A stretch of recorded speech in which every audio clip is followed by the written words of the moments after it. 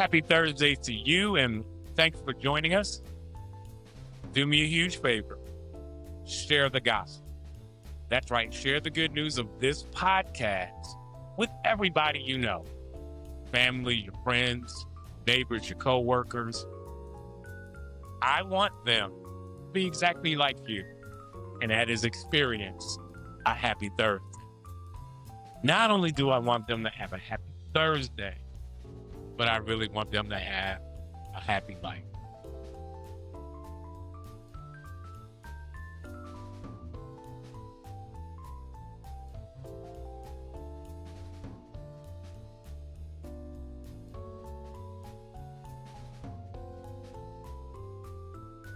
Theology on Thursday is a podcast that offers space where we bring theology off the bookshelf and into everyday life.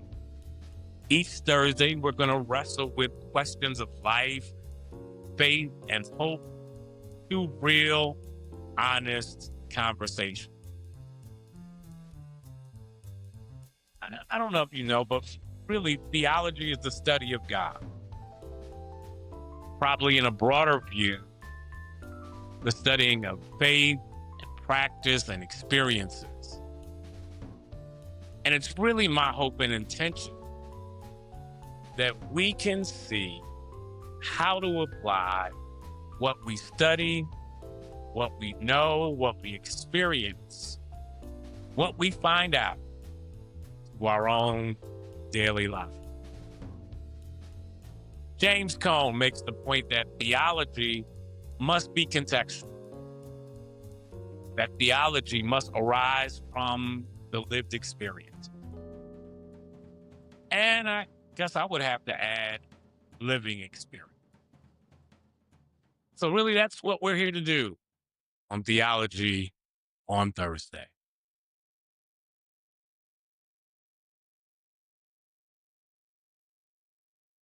So on this episode, I want to have a conversation about how do I live out my life in a world where it seems as if race and faith are active and sometimes clashing in the cultural marketplace.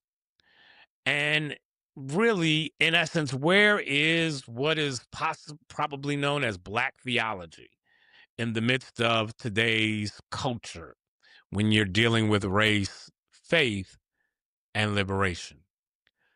So the theme for today's episode here on Theology on Thursday is race, faith, and liberation. Black theology in today's America.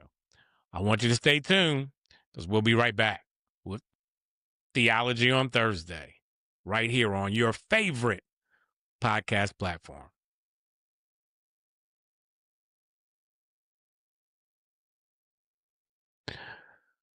So the theme for our episode today is race, faith, and liberation.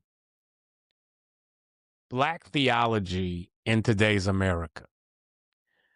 And before we bring on our guests, let me give some of my own thoughts. I think if there is an active, quote unquote, theology or Christianity that is operating and active today, many would call it Western theology or Western Christianity.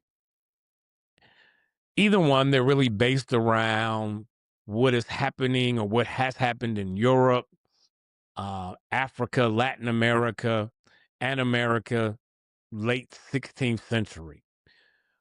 Wrapped in that, obviously, are the Judeo-Christian traditions as well as Greek philosophy. So all of that seemingly embodies what we might know as Western theology, Western Christianity. I think you would have to have a conversation about where is Black theology in the midst of Western theology. Because oftentimes it seems as if when you really look at this, the theological study that we do, theological beliefs that we ascribe to, are sometimes and mostly conceived and constructed in a power dynamic, that there is this sense of empire embedded within the culture and the structuring of any ideological, philosophical, or even theological concept, or construct.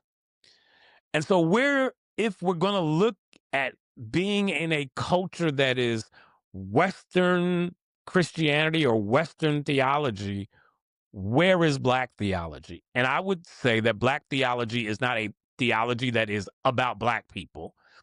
It's more than that. Black theology, I contend, represents that God is active and in relationship with those who are not part of the majority or who are part of the dominant culture. That God does live, breathe, move, operate, bless in the marginalized, oppressed places of people's lives.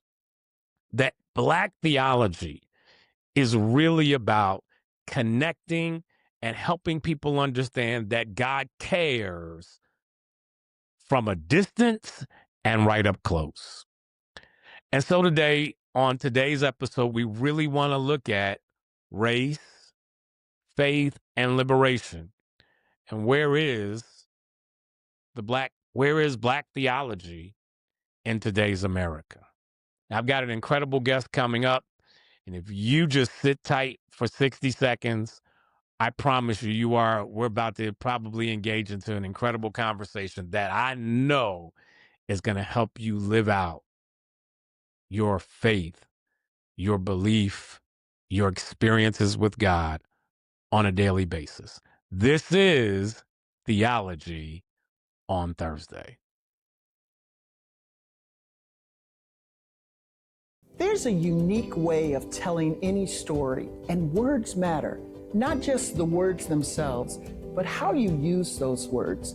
Things like rhythm, cadence, rhyming, alliteration, the kinds of things that cause people to lean in and say, wait a minute, could you say that again? I want to make sure I heard that right. In our program, you will learn not what to say, but also how to say it, and what are the best ways for a variety of people to be able to hear it? Some of us will have the opportunity to speak God's truth in communities that are like the ones we grew up in. Many of us will be called to communities very different than we are familiar with. This degree and the community of students that you will share your learnings with will include people from different denominations, different areas across the country, even different people around the world. Because God's family is every nation, every tongue, and every tribe. Come, learn to speak God's truth in a microcosm of the kingdom of God.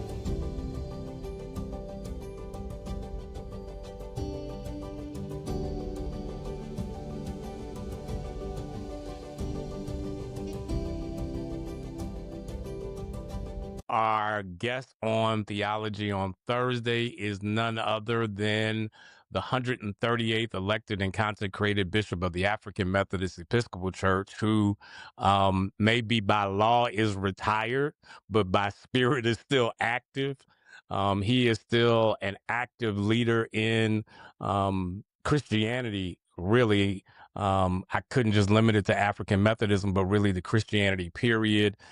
He is Bishop Frank Madison Reid III. I'm sure needs no introduction, but let me just share a few things for those of you that may not know him who are tuning in to Theology on Thursdays. He is actually a third generation bishop in the African Methodist Episcopal Church. His grandfather and his father were both bishops in the African Methodist Episcopal Church, which is historic in its own right. But he did not walk in their shoes. He developed his own pair of shoes, and he is well known for the Outreach of Love broadcast that was on BET Word Network, successful pastor of Bethel AME Church in Baltimore, Maryland, an incredible writer, an incredible workshop facilitator, an incredible encourager, and I'm just honored to have him today. Now, I'm sharing with everybody on this podcast this really could have been taped 1,000 times, because if you just take any of our phone conversations and add video to them, they're about 45 minutes, an hour long, and they go everything from theology to John Wick movies to The Godfather, back to sports, back to family, and we wrap up with African Methodism. um, but I'm certainly honored to and thankful to have him not only as a guest, but really as somebody who is a mentor, a leader, a guide in my own personal life.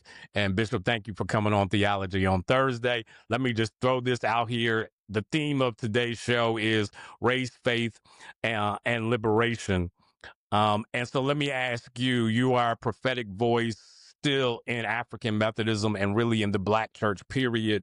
How do you see race, faith, and liberation playing out in the Black church today? Ooh, first, let me say, Dr. Micah Sims, son, family, brother beloved, I thank you for this opportunity for an old retired bishop. And to answer your question, I would say that the state of race, the state of the Black church in America and globally, we are in crisis. Hmm. We are in the midst of a spiritual crisis, a cultural crisis, a political crisis, an economic crisis, because we have lost the African centeredness of Black theology. Hmm. We have lost the biblical centered side of what some would call Black theology, should have been called a new African theology. Hmm. And because of the crisis that we're under, many have lost a wonderful book, really rooted and grounded in the AME Church. Faith, we've lost faith in Black power. Hmm. And to say we've lost faith in Black power, the subtitle, Religion, Race, and Resistance in Cairo, Illinois, going from the 50s up to when a Black power revolution and liberation theology broke out in Cairo under the leadership of Reverend Charles Cohen, and built on the civil rights movement that started in Cairo in the 1950s. And so when we lost faith in Black power, uh, it was because Black theology, scholarly Black theology, intentionally separated itself from the church the Black church, more and more. And since the Black church historically has been the foundation of Black theology, Hmm. if you go back and look at Cohn's series, when he started the series, one of the names he used was Henry McNeil Turner. And Henry McNeil Turner was a Black power advocate Yeah. way back in the day. All right. He was a Black nationalist, which is why Christian nationalists, a white Christian nationalism has taken and made nationalism a bad word. And so what we discover is when we talk about Black nationalism, indeed a term coined Christian Black nationalism, termed by the Shrine of the Black Madonna and the Pan-African Orthodox Church Yeah. by Clegg, but we can go even further back. First African Baptist Church in Georgia, all right? We can go even further back. There is a prophetic reason, all right, why we are called the African Methodist Episcopal Church, why the foundation of African Methodism whether it be AME Zion or Christian CME Church, is rooted in African, rooted in the free African society. And so when we lost a prophetic understanding of what an African-centered theology is, and I'll say this and stop, what happened is scholars made it Black theology in whiteface. Wow. Philosophers who could use big words and talk the talk and call it preaching, and were preached in our pulpits, really were deconstructing Black theology, disconnecting it from its historical roots, which is why Dr. Ben Jochanan wrote a book entitled Black Theologians Without a Black Theology. Mm-hmm. You cannot talk about Black theology without talking about African spirituality. You cannot talk about a Black theology without talking about Ma'at. You cannot talk about a Black theology without talking about the spirituals and the blues and Mm-hmm. African music. Yeah, You yeah, cannot yeah. talk about a Black theology without going back to W.E.B. Du Bois's 2 chapters in the souls of Black folk.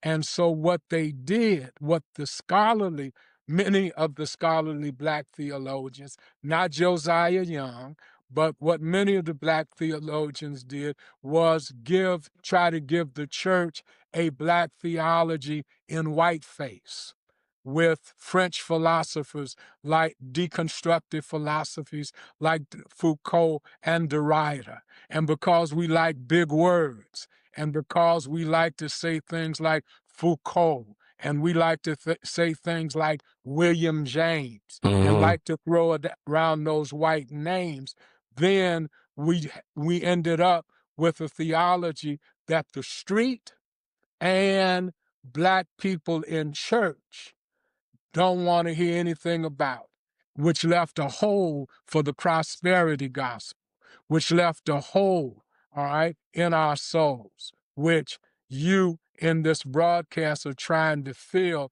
by bringing on theologians who will make people think and not just use big words. Yeah, Bishop, you jumped into in the my response, my own thoughts about the theme today. I literally talk about how Western theology and Western Christianity really does not suit the right venue for Black theology. Where for me, in my own perspective, that Western theology, Western Christianity is still based upon a power structure. And so even though you want to add Europe, you want to add Africa, you want to add Latin America, and even the Americas from the 16th century forward, it still is structured in a power dynamic that does not deal with those who have been oppressed, marginalized, etc. So therefore, to your point, Black theology and white face or is an interesting piece that might be a book title for somebody. If you get it, you ought to at least give Bishop Reid some royalties off of it. But the reality of that is because of that, it doesn't resonate in the street and it no longer resonates in the pew. And so as we're trying to help people live out their own theology, which for many of us are from a hurt, marginalized, problematic, dysfunctional, whatever you want to call it, position, we don't seem to have anything. When in reality, I think to your point, the thinkers, those who were really true to who they were trying to fill that gap. We're trying to fill that hole. Before I ask this next question, please give reference to the author of the book, because I don't want nobody getting mad that we didn't give them the author of the book that you just lifted up from The soul, Cairo. The book, from Faith in Black Power, Religion, Race, and Resistance in Cairo, Illinois. It's by Carrie Kerry, Pimblott, Pimblott, and it is published. It is published by University Press of Kentucky. All Nice. right, and it is a book that will show 21st century Black pastors and theologians, young Black pastors and theologians, how to put together a movement in their church, in their city, because as you get ready for the next question, the failure of the added to it deconstructing us and disconnecting us from Africa. The other two challenges of academic Black theology is what you just outlined. It is a middle class theology Mm. for people who are pastoring middle class congregations, and you know some that I'm talking about in African Methodism, who talk Black theology talk, but primarily minister and want to minister only to those Black folk who can afford to live in middle class counties or middle class gentrified neighborhoods. The third, so that's a class issue. Sure. All right. And then the third one is Black theology does not deal with spiritual formation, again, that you touched on in your previous comments, because we're not helping people live their theology. And a theology that is taught without spiritual formation and embodiment is not a theology at all. So why is it that when we come into this look at Black theology, there is no spiritual formation? Were we misinformed? Did we miss the signs, or do we come into our experiences through the Black church? Because I always use Black church, Black theology. Some people would say are synonymous. I don't know if I can agree with that, but I think we come in thinking that everybody already knows salvation, knows Jesus, already prays, already does that. Because what you said is correct. Black theology should be, Black theology in the Black church should be two sides of $100 bill or two sides of the same coin. Right. Right? But they are not, for the reasons that you have lifted in your first question, and for the reason that we like the, how can we say, we as Methodists, which was in the 19th century in America, the largest denomination of Black people. And it was because Methodist theology, the Methodist Church was about encouraging, equipping, and empowering the people. There's a book, I don't have it with me today, it's upstairs, on John Wesley and leadership. And the first chapter deals with the fact that the power of Wesleyan Methodism, of Allen Methodism, was that it was people-oriented and church-rooted and based. When Black theology, purposely by some of the founders, all right, even James Cone's brother, Cecil Cone, all right, in the book that he had published by the AME Sunday School Union, not a white publisher, not an Orbis publication, Right. all right, but by a Black publisher, talked about his brother's theology and the crisis in Black theology. I believe the book was named. And so that's why pastors who want their D-Mins, who want their MDiv, will mention Black theology, but if you listen to most of the preaching and look at what's going on in most of the Christian education in our local churches, they use the language, but there is no spiritual formation. So let's jump to Cone. Let's go. Now we forget the questions. Y'all getting ready to jump on our normal phone calls now. Mhm. James Cone is clearly the the leader of Black liberation theology, Mhm. without question. And his roots into African Methodism, we won't take time. It's already known, Bishop, right? I don't want to get into Cone as much as I want to get into what we needed to do during and post Cone. Mhm. Because I think what I hear is while Cone may have established it, we may not have done well moving the ball forward while he was doing it and after he was doing it. Yeah, you've got Renita Weems, you've got Dolores Williams, you've got all of these other people who come from the Cone tree, if you want Mhm. to.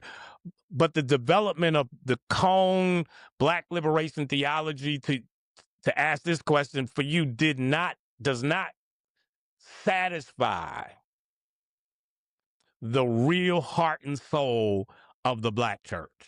That is correct. All right. And when Cone's first book came out, Black Power and Black Theology, one of the first churches to invite him was Metropolitan AME Church, where my father was the pastor. That's it right there. That's one of the originals. That's That's just one one of of the the first. originals. All right. And um, um, and Cone and my father were friends because my father got him to come, convinced him to come. I forget what the term is. Athletes, you send somebody. He was sent out and asked him to come. All right, uh, Mm-hmm. to Garrett, and He so my recruited father. them. There we go. That's He the word. recruited them. Recruited Yeah. him for Garrett, and they were lifelong friends. But Cone, who started out as a preacher, as you know, Mm-hmm. I think that's important, and a pastor in the AME church, was wounded by the church. And so his students that will be true about it will tell you that he did not want his PhDs to to preach a pastor at the same time, at least the first generation. Mm-hmm. All Mm-hmm. right.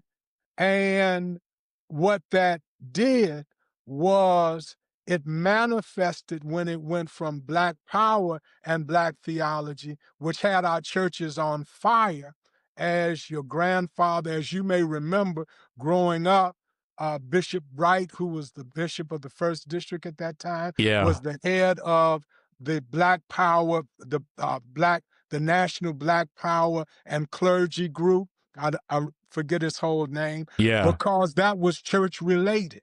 All right. Because Black Power was why the church was founded. Whether it's Baptist, Methodist, Church of God in Christ, Christ. it Yeah. was to empower the community. And so Black Power and Black theology spoke to that. But when you talked about liberation theology and how liberation theology as a manifestation watered down the Black Power side, or what I prefer to call the Black self-determination side, which then set us up for, in the 21st century, genocide. I'm sorry, by the, gentrification. All right, gentrification, Mm-hmm. which is community genocide, That's right. and so when the community of the church was, what do I mean by watered? Black liberation theology watered us down. Then you got female womanist Womanist and theology, feminist theology. which was an outgrowth, as you know, womanist theology is an outgrowth of Feminist. white feminist That's theology. right. All right. All right. And how did that work out in the last election? Well, following white women. All right. Then uh, uh, we had queer theology. At that time, it was called LBT, There are too many initials for an old man to remember. Then we add Latinx theology, which Hmm. again is Hispanic theology, and all of them, all right, disconnected from the empowerment of the least, the lost, and the left out, because they forgot that liberation theology in South America was about liberating the poor. Mm. And so they brought in Black theology a neo-Marxist interpretation so they could act like they were working for the poor, but instead forgetting that the poor people's movement was started by a Black pastor Preacher. by the Hmm. name, Black preacher by the name of what? Martin Martin Luther Luther King, King.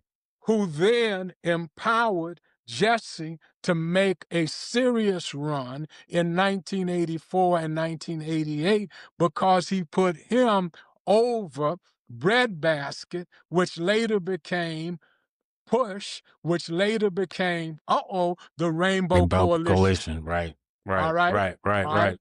And look what happened to the rainbow. It's no longer a symbol of bringing all races together and all people together for empowerment, because it became another middle class theology that was financed by rich people. So the black power of black power and black theology is, by your perspective, where the attack was made. That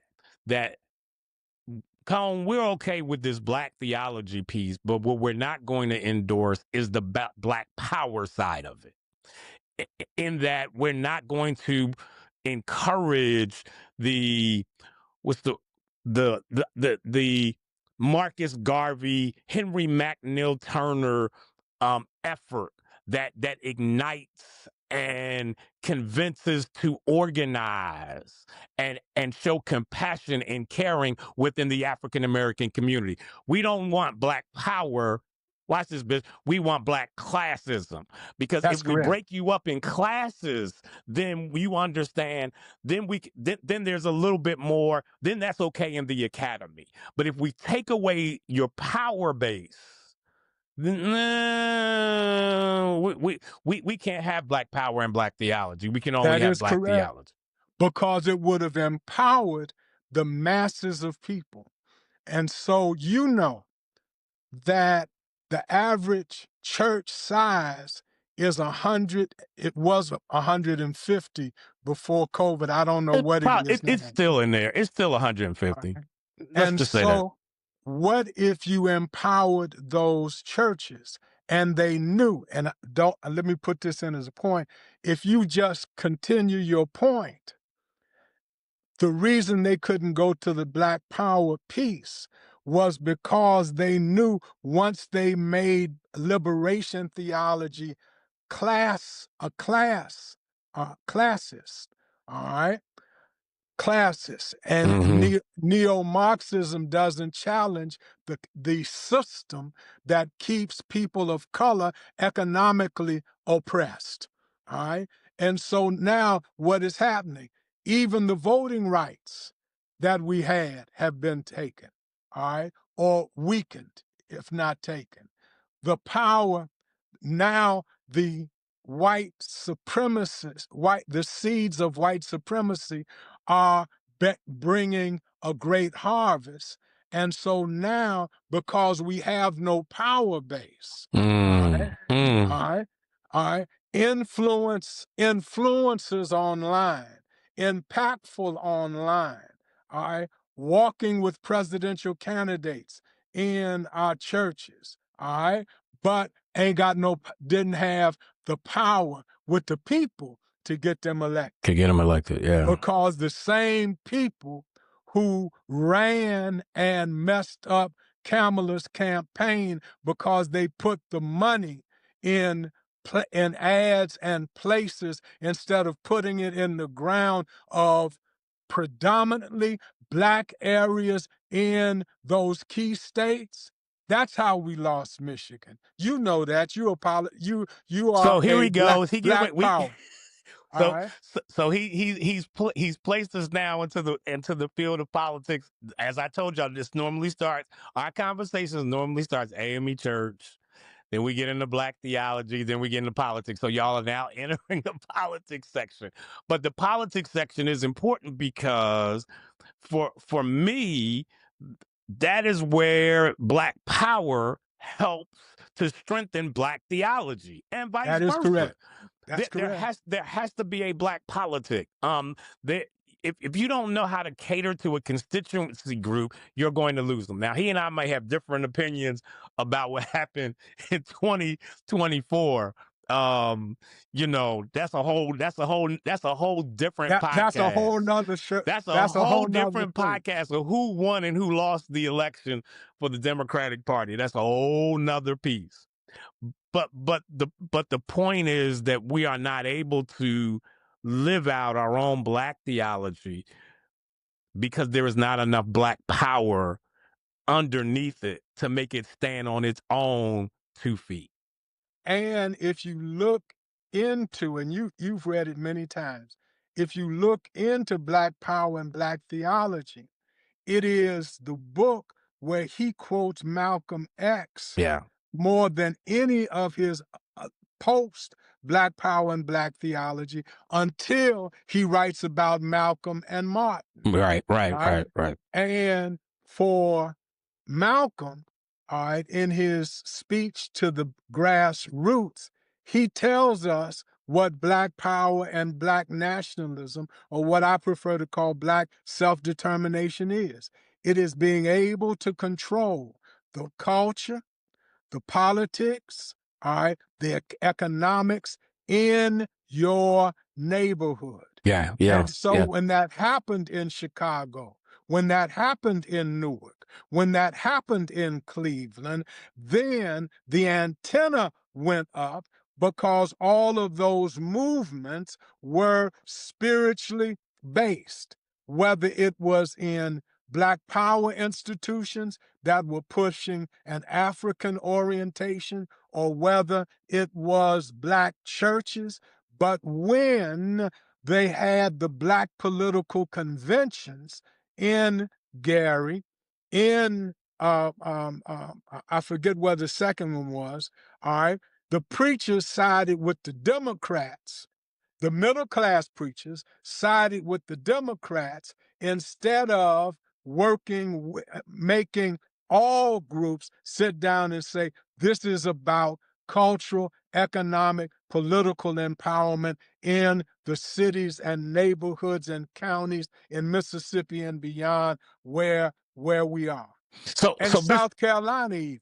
So Bishop, point on the Black convention and interestingly enough, and I think I'm right historically, the first Black convention, the first convention of Black folk was organized by preachers. Am I right? That is correct.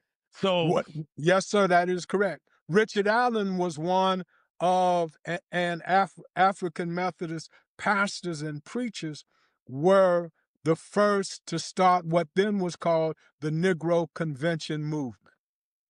All right, long before the movements in the 20th century, long before they had the Pan-African Congress in Atlanta somewhere between 74 and 75. All right, and so Black preachers had, and if you look into, again, faith in Black power, that movement in Cairo started in an AME church led by the young AME pastor who was assigned there. All right, and Bishop Guidry's son, an AME pastor and a counselor, has done a book called Culture, Politics, Spirituality, and yeah, Practice. Tim Tyler. No, not Tim. Who's that? Makungu. Oh, Makungu. Yeah, right. Yeah. Makungu Akinyele, the oldest of the sons. And so at the end of the day, African Methodism has divided over the years, and you and I have discussed the division between the theology of Turner and Payne. Yeah. Payne wanted to go the educated route, All right, and black education is important, but it must empower the black mind, the black spirit, and fill the soul with more than European educational ideas and ethics. Because what happened to Black power and what happened to us in Black politics, son, which is where some of our disagreement may come, there is no ethics in politics. We don't even teach ethics in our seminaries anymore. There was a A little time. bit. There, there was a Not like time. not like when you were coming through. Not like when you were coming through. No. Oh no! I mean, I'm not saying they don't teach it, Right, but but it's not at the heart. It's no longer a primary concern, or it's no longer a primary focus when I get down to teaching pastors and preachers and leaders how to walk, how to walk this theology. Ethics is no longer there. So a couple of things. Y'all are really so Bishop, a couple of things because it just hit me. Are we saying, and we're saying it, but we're not saying it. So nobody who's not AME, don't be offended, that the life and times of the African American culture has become reflective of that which we do in the African Methodist Episcopal Church. yes, and I will take it even further. The Black church as a whole has become more American than it has become African. It is impossible to Say talk so. about Black economic empowerment because we have become a culture of consumers. All right. If we look at not just African Methodism, but after COVID, when all of our churches, all right, were suffering financially, why did we go right back into immediately, all right, having big meetings that our churches could not afford? But Bishop, All right. we Wait, Bishop, you wait, would wait, wait, wait, go wait, ahead. wait, wait, wait, Go wait, ahead. wait, wait, wait, wait. Part of it is ethical, part of it is political, all right, but part of it is our consumer culture. But even bigger, if you got a disagreement on COVID, why are we doing it now when many of our mega churches are no longer as mega as they were? All right. When the money is not coming in, and in those mega churches, the people who had the money are being put out of jobs and losing grants and government funding that used to come for nonprofits and programs that empowered our community. All But right. Bishop, I, I'm not. I am disagreeing, but I'm also not disagreeing Mhm. because I think the reality, and I've had this conversation before, is the Band-Aid was off before COVID. That is true. We just didn't want to admit that that we were hurt. Nobody wanted to be honest, and I'm Black church, African Methodism, all in. We we there might have been 1,000 people in church, but you only really had 200 people who were paying attention. That is The rest correct. of them were just there because they wanted something to do. That is correct. And I just use COVID as an example. so to my point, It really started with the 21st century depression between 2008 and 2010. The numbers dropped, the finances dropped there's the on honesty, average right? 2020 between 2008 and 2010. Interestingly enough, in the Obama years, which set up the which set up the springboard for Trumpism. It goes back further. And we're not talking politics. We'd have Right. to go back to the contract on On America. America, We'd have yeah. to go back to the Tea Party. We'd have to go back to the Reagan years. But all were reactions to Black power being given to people who were more interested in their own political and economic agenda than they were in Yeah. developing a political and economic agenda. There was a time when the Black church ran LA. There was a time when the Black church ran Black South Carolina. There was a time, and you can go down the list. Yeah. Mississippi, all right? Once they got the right to vote, look at Jackson. Look at the election of my friend who died. His son he was an attorney, Chokwe Lumumba, Mm. all right? We were able to exercise Black power, and then they took it out of the hands of community people. I didn't just say pastors, community people and community institutions like the NAACP. We must never forget their contribution to the Right. empowerment of Black people. Right. That's right. Right? And they put it in the hands of politicians in cities, in counties, all right? And let's stop jumping on the Congressional Black Caucus. How many members at their maximum did they have in the House and Senate when you add them all together?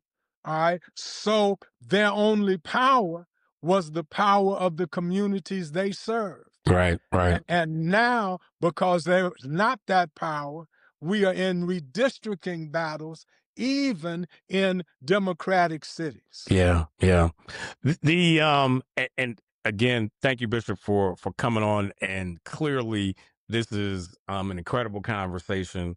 Um, let me go back and I kind of lifted something up about the tree by which you come from. Mhm. Um, father, grandfather, family, part of African Methodism, 5, 6 generations. We've had this conversation, so I want to bring it on this podcast, so that for a little bit, so that people can hear it. In the 20th and 21st century, could we easily say that the strongest tree in Black church is off of the John Bryant tree? In the 21st, in the 20, in the 21st. latter half of the 20th century, and the first quarter of the 21st century, his children and grandchildren, yeah, his spiritual children Yeah, and yeah. grandchildren, yes. What kind of, and you are part of that tree. And again, it's interesting because for me, I think all of you that I know really have your own trees now. But we're definitely strong limbs. Can you imagine a Black church without that tree? No, Could we yeah. no, Was it was the Bryant tree, was John Bryant everything he represented, every tree limb off of that, really the God sent theology, the God sent movement that the Black church needed to at least begin to grab and have a better understanding of Black power and Black theology? that is correct, and it is borne out by the history because the Bryant tree is not only an African Methodism, but when I came back from Africa, I saw that they were preaching him everywhere in Baptist churches Hmm. before the full gospel Baptist movement. They were preaching him at when Jesse's organization, Operation Push, Push. was at its height. They were preaching him on a regular basis. All right. Because again, the tree before him, the trees before him, the Brookins tree, all right, the Reid tree, the Murph tree that folk don't want to talk about, all Mm. right.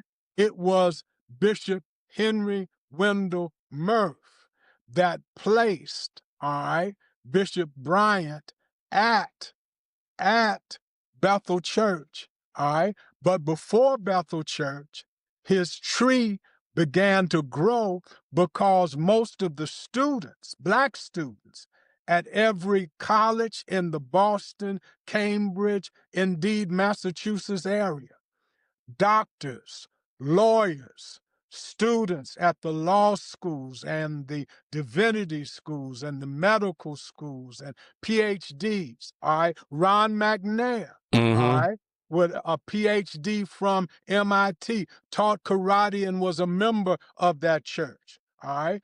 One of the Black astronauts. All of these persons were members of the tree. All right. And so, what the clergy did, who came out of that tree, was they sought to practice Black power. And so, and I'll give you just one illustration from the Cambridge years. I met Charles Cone, who is the major character in Faith and Black Power, Mm-hmm. when Bishop had a 24-hour fundraiser and brought in Cone, brought in my brother Ben Chavis from the Wilmington 10, brought in Dick Gregory. These were all speakers and raised thousands of dollars for the Sudan, which meant his Black liberation theology was about Black power because he had a Pan-African theology. And if people want, because where are our resources? They are in, our human resources are here, our educational resources here, but our financial resources are in Africa, Wow. which is why Trump is trying to rape Africa. And you know how we feel, and most churches feel about Africa is a mission. No, read the Joseph story. We need, if we're going to have Black power, we could make Africa a power like together with African political, cultural, and spiritual. And yes, some of the biggest churches in the world I are in am on the Africa continent. Yeah. and run by Africans. If we did that and made, instead of letting China rape Africa, and put together a Joseph Pan-African theology, good Mm. God from Zion, Mm. with the power of Black communities here when we return to our Black power ethic, and reaching hands across to Africa and communicating with our African brothers and sisters instead of just going to the beach area of South Africa, go as our I don't think they know where they're going, to Johannesburg, Mm-hmm. where there's the poverty, where there are the gangs, and begin to work and come up with a plan to financially empower Wow. these That's right. so-called SHIT nations, as called by some Republicans. All right. Not all, but Mm. some. It's interesting, and thank you for raising that, Bishop, because when I was working on my dissertation and looking at, how do we bridge um our homeland, our home with our home, it was seeing it not as a mission field, but seeing it as a partner. There we go. And I think we come to the table differently when we come with a mindset that they are partners. We're not there to be missionaries. We're not there to hoard over them. We're not there to lord over them. We're not there to, supervise them, but we are there to partner with them so that we can gain what they have, they can gain what we have, and the we becomes global. Um, Go ahead, Bishop. You getting ready to say something? We have to decolonize the mentality of African nations and churches, and we have to decolonize ourselves. Mm. Both our brothers and sisters on the continent, in the Caribbean, in, let's just say, the diaspora, Hmm. all right, and America, we have to decolonize ourselves spiritually, culturally, because all the financial resources we need are there in the continent. All the human resources we need are in the continent, the Caribbean, in Brazil, all right? And all of the human resources that we need are between Yeah. Africa, the Caribbean, and the United States of America. But as America falls, if we don't put together this Pan-African theology, we will fall, which is why Eddie, I, I won't use his name, many Black theologians or wannabe Black intellectuals, all right, say the Black church is dead because they know that if the Black church ever reaches out and takes it to the streets, as Martha Reeves and the Vandella say, and take it to the nation, all right? African nations, all right? Nations in the Caribbean. As we take it to the church, ain't no stopping us once we do that. So is this the new, and we talked about the issue of how classism became the dividing line that really watered down Black power, right? Mm-hmm. Which thus then watered down Black theology. And as we're Mm-hmm. trying now to go back to our roots of, to the point of Cone's book, Black Power and Black Theology, as we're trying to raise back up power within ourselves personally, within our communities, within our churches, could we then not say that it is imperative?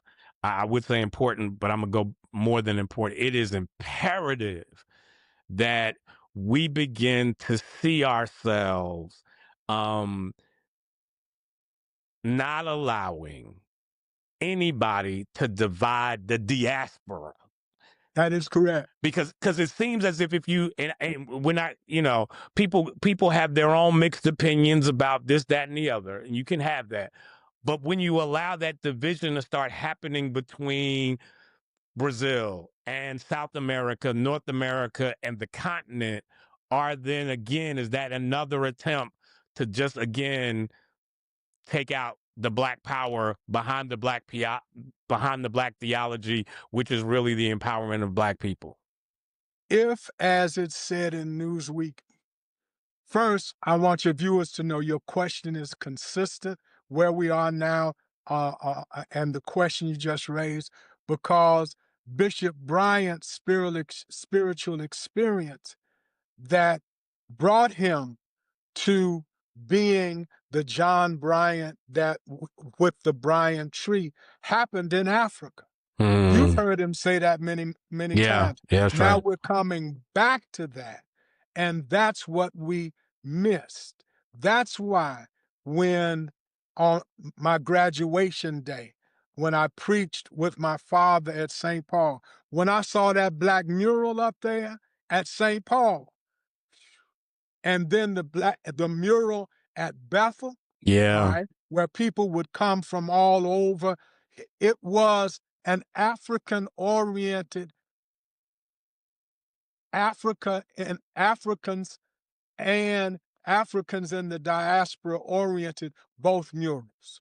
And so what you said, son, is true. All right.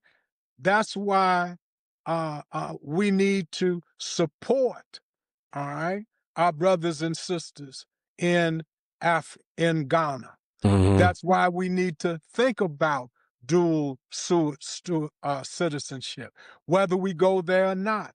That's why we need to support our brother is it Burkina Faso? Hmm. All right. Because all of these nations have resources, Right. right? And brother, I mean, look at what, you know the story, what Fred Lucas did. in 1 year in Monrovia, Liberia. All right. I got to inherit it. I got to build on it. Right. And the purpose was not for us to stay missionaries, but it was to train, all right, the the African co-pastor who was one of the Talbot's relatives and worked in the government as a major minister to prepare him to take over the church. So we don't want to go to Africa and take over the resources Right. and consume the Right. resources. Right. We Right. want to partner with them because when the continent is powerful, we're We're powerful, powerful. Yeah. which is why, and I'll stop here, that's why they killed Lumumba. That's why they deposed Nkrumah. I was talking to a Ghanaian here in the United States. They said, yeah, all that stuff they said about we weren't happy with him. No, all right. It was neo-colonial powers, some of them black, who came from America, and the CIA and the American government that deposed every, look at the number, you can find it online. Don't do it right now, of African leaders who were radical, all right? Mm-hmm. All of them were either deposed or assassinated, like Malcolm X, like, all right, Martin Luther King, like, all right, numerous members of the Black Panther Party, all right, happening at the roughly same time. They are afraid of the fact that Eve, you saw, and this is where I was going before I added that point. Eve, Newsweek in the 1970s or early 80s put on the cover that genetics show that Eve was a black woman, Mm-hmm. an African woman, which means that if Eden was in Africa, and the Bible says it was based upon the rivers that flowed out of Eden, oh my God. Yeah, that's that whole I've never seen Caucasian dirt. Yep. So I mean, if we going by scripture, but that's you can feel the way you want to feel. I'm just saying, I've just never seen that. It, So that whole argument. No, we all come from us. We come from the continent. We come from people of color. And I think that has been the constant attack of the enemy to, to stop that whole narrative from the beginning. geneticists will tell you you can never mate two white people. I'm just using that. Mm-hmm. Two white people and get a black person. But if you put together, I'm not talking about the law, I'm just talking genetics. Right. If you put together a black person and a white person, you're going to get a black person of some type of color. Right. All right. Like yours and mine are even lighter. Right. You see Right. what I Right. said? So it's a genetic thing. And then Jesus blows their mind. John the Revelator blows their mind and says, now when Jesus comes back again, which is why they're trying to debunk the truth of the Bible, the real reason, not just the cultural reason, because the Bible says when he comes back, his hair shall be like Wool. lamb's wool. Yep. Rub your hand on your head, son. Yeah, because you It'll ain't. be like lamb's wool. And his feet shall look like burning brass. Uh-oh, brass is brown to start with. When you burn it, what color does it become? Yeah, and the reason he asked me to rub my head is because my head is a little bit more like wool. His is a little bit more finer. Now we gonna tell the All right, truth on this podcast. don't cast no shade up here now. We Don't gonna tell the cast. truth on this podcast. So so so so Bishop, we've gone in a whole lot of areas and we've talked about the Bryant tree, and now all of you have developed your own trees and done an incredible work within the aspect of the kingdom of God. And when you think about your own tree, when you think about your own forestry, your own whatever you want to call it, as we've talked through Black power and Black theology, um, one of the things that I immediately think about when it comes to you is the importance of reading. Um, I am probably a book connoisseur because of him. Um, I think in my last 10 years, I've accumulated more books than I did in my first 40 plus. Um, for you,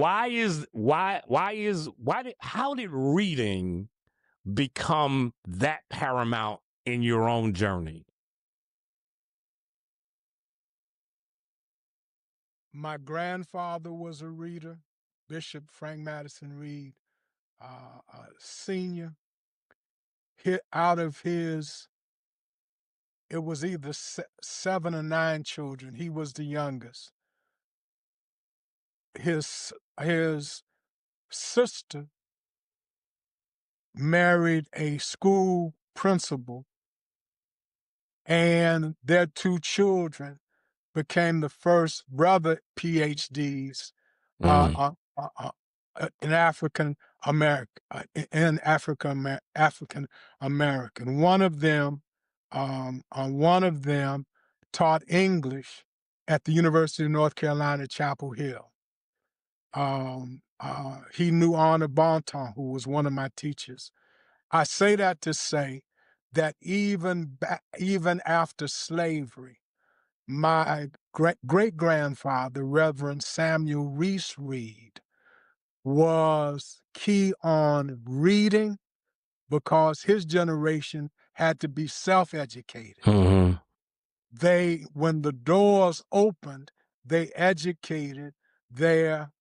taught their children that self-education and book education, that is, education in high school, college, is important. But self and continuing, what they call now continuing education, Yeah. was important. The reason that many of the trees of the first generation of bishops' children are not as strong as the first generation's trees, and this is not generational comparison, is because of the miseducation that has taken place. One of my favorite books is Carter G. Woodson's The Miseducation of the Negro. Yeah. Right? And miseducation has watered down the true reason why we as African Americans wanted advanced education. Now we want a degree to get a job, whether in church or in the world, to make money. Hmm. Instead of readers, my father said, not all not all leaders Leaders are are readers, readers, but all but readers all are readers leaders. are leaders. Yeah. All right. And so that is, to answer your question, what got me reading broadly and widely, so that because we read and were taught to read to encourage, equip, and empower God's people and God's church. I didn't go to Yale. I went initially to Yale because I wanted to go to Harvard Law School. But when I read in and got my degree with a double major in African American Studies and History from Yale, I learned that my friends who were going to these schools, who wanted these big jobs, on Wall Street, Mhm. making 6 figures even way back then, they didn't have the power and the ability to influence people like the Black church does. And today, we have traded in, all right? And part of it is my father's generation. They talked about being professional clergy. Now, professional clergy means using the needs of the people to get butts in the pew and money for ourselves. Ooh, that's a whole nother podcast. I am not going down that rabbit hole with him on today on this podcast. So let me figure out how I want to close out. And brother, we do this all the time. And before you close, let me say, I'm retired now. And I put all this out there. I've got 3 books, maybe 4 coming out between now and February. All right. I'm retired. All right. I'm I can teach for He- you. I can preach for you. I can there's he's a lot of pitching things I himself, can do. y'all. He's worth it. I'm gonna tell you, he worth it. As y'all, I mean, first of all, this is no, and I'm not begrudging the title bishop, but this is Frank Madison Reid III, whose name is synonymous with so much. And so I'm gonna leave it at that. Bishop, here's how I want to close this conversation. Mhm. And in African Methodism, we declare the 4 horsemen. And I would argue that they are all relative to the 18th to the 19th, 18th, 19th century, 19th and 18th century. It's probably where we make them out to be. I'm not going to ask you to give me the 4 horsemen of the 21st century because for many of us, you may be in that category. Mhm. But if you had to give the 4 horsemen of the 20th century, can't let you do 21st. But if the 20th century, who would those 4 people be? In the AME church and the black church in general. Let's do the AME church first, and then we'll close on the black church.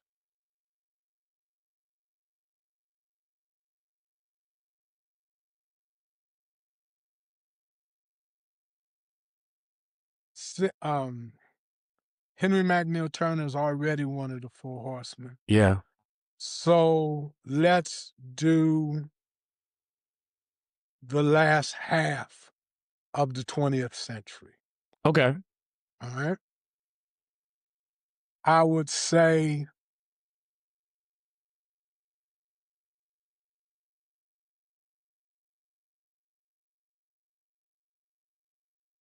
Bishop H. Hartford Brookins.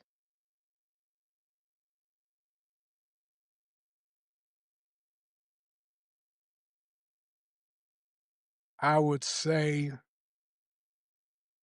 I can't say my father, but I would. It's Uh, fair. he was not a good politician, but he influenced the influences of that generation under the surface, whether it's John Adams, Bishop Cummings, and believe it or not, I would have to put Frank Curtis Cummings in that group. I might have to put an asterisk behind it, but when you look at the buildings he Oh, left, yeah, yeah, yeah. all right, the number of young preachers he placed, all right, you'd have to add Floyd Flake, all right, unless you want to keep him in the 20th century. But he got to that church in 1975. I was trying to keep them. Well, I mean, look, you the guest. You can put them anywhere. And if I was going to put a woman, I'd put Vashti in the 21st century. Okay. All right. Mm-hmm. But there was a woman in the first district who was an evangelist Okay. because they didn't have black pastors back then.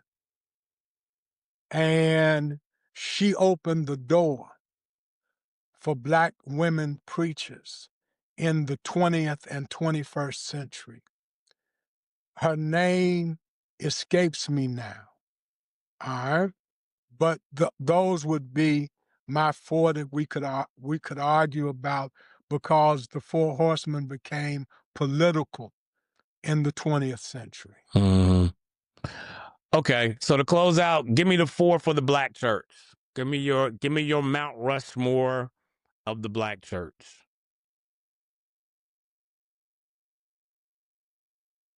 Martin Luther King,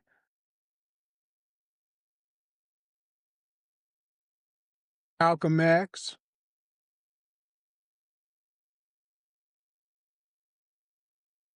James Cone,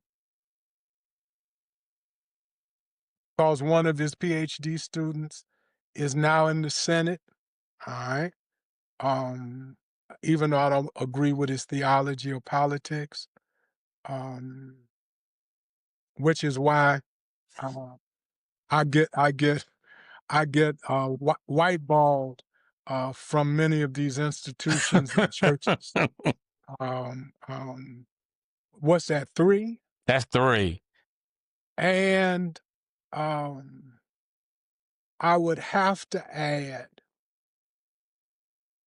in that um, uh, Bishop Vashti McKenzie. Wow. All right. Because when you look at the work that she did as a pastor, all right, which started in the 1970s and 80s, when you look at the work and the influence that she had in media, coming up out of the family that started the Afro American newspaper here in Baltimore, Baltimore, yeah. Washington, Yeah. and Yeah. Virginia. When you look at it, even in retirement, she's president of the National Council of Churches, The Delta legacy. the Delta legacy. When Yeah. you look at all of that and what that door opened when she was elected in 2000, one would have to put her up there. Wow. Martin Luther King, Malcolm X, James Cone, and Vashti Murphy McKenzie. Mm-hmm. That's a Mount Rushmore for you. Because for those women who practice womanist theology, and they call it womanist because they want to keep the emphasis on Black, she represents Yeah. what womanist theology is about, supposed to be about, and she did it as a pastor and a bishop.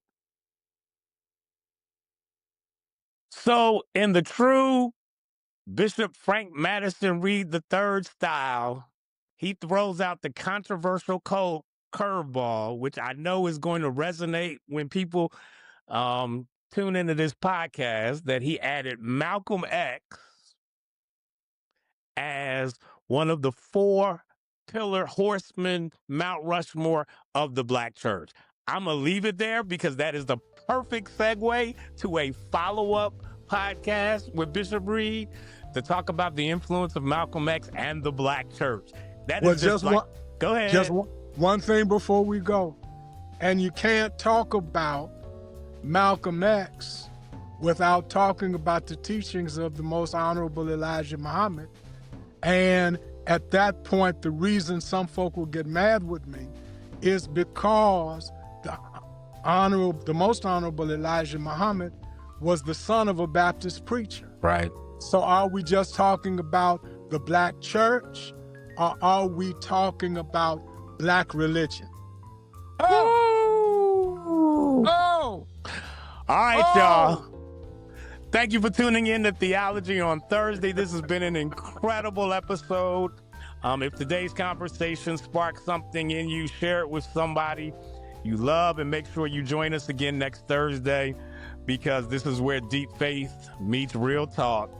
Conversations that connect theology to the world that we live in. I'm Dr. Micah Sims, and until next time, keep the faith and keep it real.